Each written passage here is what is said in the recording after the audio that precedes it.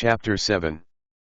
Mr. Bennet's property consisted almost entirely in an estate of 2,000 a year, which, unfortunately for his daughters, was entailed, in default of heirs male, on a distant relation, and their mother's fortune, though ample for her situation in life, could but ill supply the deficiency of his. Her father had been an attorney in Meryton, and had left her £4,000. She had a sister married to a Mr. Phillips, who had been a clerk to their father and succeeded him in the business, and a brother settled in London in a respectable line of trade. The village of Longbourn was only 1 mile from Meryton, a most convenient distance for the young ladies, who were usually tempted thither 3 or 4 times a week, to pay their duty to their aunt and to a milliner's shop just over the way. The 2 youngest of the family, Catherine and Lydia, were particularly frequent in these attentions. Their minds were more vacant than their sisters, and when nothing better offered, a walk to Meryton was necessary to amuse their morning hours and furnish conversation for the evening, and however bare of news the country in general might be, they always contrived to learn some from their aunt. At present, indeed, they were well supplied both with news and happiness by the recent arrival of a militia regiment in the neighbourhood. It was to remain the whole winter, and Meryton was the headquarters. Their visits to Mrs. Phillips were now productive of the most interesting intelligence. Every day added something to their knowledge of the officers' names and connections. Their lodgings were not long a secret, and at length they began to know the officers themselves. Mr. Phillips visited them all, and this opened to his nieces a store of felicity unknown before.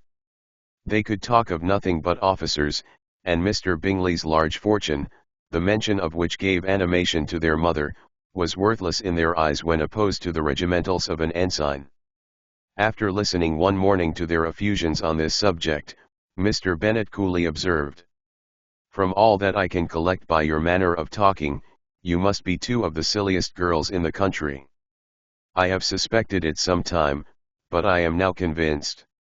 Catherine was disconcerted, and made no answer, but Lydia, with perfect indifference, continued to express her admiration of Captain Carter, and her hope of seeing him in the course of the day, as he was going the next morning to London. "I am astonished, my dear," said Mrs. Bennet, "that you should be so ready to think your own children silly. If I wished to think slightingly of anybody's children, it should not be of my own, however. If my children are silly, I must hope to be always sensible of it. Yes, but as it happens, they are all of them very clever. This is the only point, I flatter myself, on which we do not agree. I had hoped that our sentiments coincided in every particular, but I must so far differ from you as to think our 2 youngest daughters uncommonly foolish. My dear Mr. Bennet, you must not expect such girls to have the sense of their father and mother. When they get to our age, I dare say they will not think about officers any more than we do. I remember the time when I liked a red coat myself very well, and, indeed, so I do still at my heart, and if a smart young colonel, with 5 or 6,000 a year, should want one of my girls, I shall not say nay to him, and I thought Colonel Forster looked very becoming the other night at Sir William's in his regimentals." "Mamma," cried Lydia, "my aunt says that Colonel Forster and Captain Carter do not go so often to Miss Watson's as they did when they first came. She sees them now very often standing in Clark's library." Mrs. Bennet was prevented replying by the entrance of the footman with a note for Miss Bennet. It came from Netherfield, and the servant waited for an answer. Mrs. Bennet's eyes sparkled with pleasure, and she was eagerly calling out, while her daughter read: "Well, Jane, who is it from? What is it about? What does he say? Well, Jane, make haste and tell us, make haste, my love." "It is from Miss Bingley," said Jane, and then read it aloud. "My dear friend, if you are not so compassionate as to dine today with Louisa and me, we shall be in danger of hating each other for the rest of our lives, for a whole day's tete-a-tete between 2 women can never end without a quarrel. Come as soon as you can on receipt of this. My brother and the gentlemen are to dine with the officers. Yours ever, Caroline Bingley." "With the officers," cried Lydia. "I wonder my aunt did not tell us of that." Dining out, said Mrs. Bennet, that is very unlucky. Can I have the carriage, said Jane. No, my dear, you had better go on horseback, because it seems likely to rain, and then you must stay all night. That would be a good scheme, said Elizabeth, if you were sure that they would not offer to send her home. Oh, but the gentlemen will have Mr. Bingley's chaise to go to Meryton, and the Hursts have no horses to theirs. I had much rather go in the coach. But, my dear, your father cannot spare the horses, I am sure. They are wanted in the farm, Mr. Bennet, are they not? They are wanted in the farm much oftener than I can get them. But if you have got them today, said Elizabeth, my mother's purpose will be answered. She did at last extort from her father an acknowledgment that the horses were engaged. Jane was therefore obliged to go on horseback, and her mother attended her to the door with many cheerful prognostics of a bad day. Her hopes were answered. Jane had not been gone long before it rained hard. Her sisters were uneasy for her, but her mother was delighted. The rain continued the whole evening without intermission. Jane certainly could not come back. This was a lucky idea of mine, indeed, said Mrs. Bennet more than once, as if the credit of making it rain were all her own. Till the next morning, however, she was not aware of all the felicity of her contrivance. Breakfast was scarcely over when a servant from Netherfield brought the following note for Elizabeth. My dearest Lizzie, I find myself very unwell this morning, which, I suppose, is to be imputed to my getting wet through yesterday. My kind friends will not hear of my returning till I am better. They insist also on my seeing Mr. Jones, therefore do not be alarmed if you should hear of his having been to me, and, excepting a sore throat and headache, there is not much the matter with me. Yours, etc. Well, my dear, said Mr. Bennet, when Elizabeth had read the note aloud, if your daughter should have a dangerous fit of illness, if she should die, it would be a comfort to know that it was all in pursuit of Mr. Bingley, and under your orders. Oh! I am not afraid of her dying. People do not die of little trifling colds. She will be taken good care of. As long as she stays there, it is all very well. I would go and see her if I could have the carriage. Elizabeth, feeling really anxious, was determined to go to her, though the carriage was not to be had, and as she was no horsewoman, walking was her only alternative. She declared her resolution.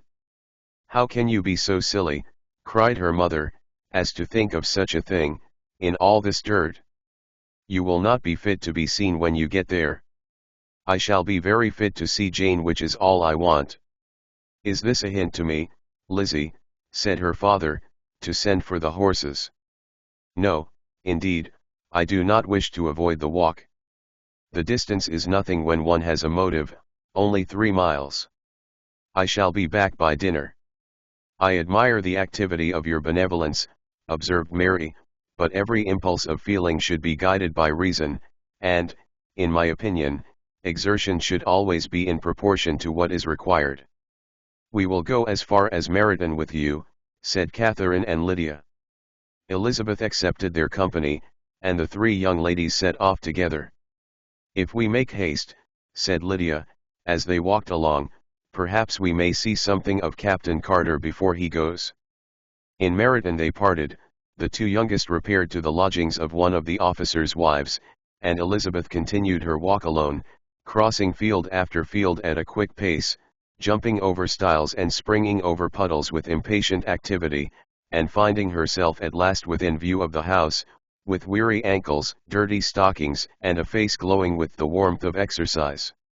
She was shown into the breakfast parlour, where all but Jane were assembled, and where her appearance created a great deal of surprise. That she should have walked 3 miles so early in the day, in such dirty weather, and by herself, was almost incredible to Mrs. Hurst and Miss Bingley, and Elizabeth was convinced that they held her in contempt for it. She was received, however, very politely by them, and in their brother's manners there was something better than politeness, there was good humour and kindness. Mr. Darcy said very little, and Mr. Hurst nothing at all. The former was divided between admiration of the brilliancy which exercise had given to her complexion, and doubt as to the occasions justifying her coming so far alone. The latter was thinking only of his breakfast. Her inquiries after her sister were not very favorably answered. Miss Bennet had slept ill, and though up, was very feverish, and not well enough to leave her room. Elizabeth was glad to be taken to her immediately, and Jane, who had only been withheld by the fear of giving alarm or inconvenience from expressing in her note how much she longed for such a visit, was delighted at her entrance. She was not equal, however, to much conversation, and when Miss Bingley left them together, could attempt little besides expressions of gratitude for the extraordinary kindness she was treated with. Elizabeth silently attended her. When breakfast was over they were joined by the sisters, and Elizabeth began to like them herself, when she saw how much affection and solicitude they showed for Jane.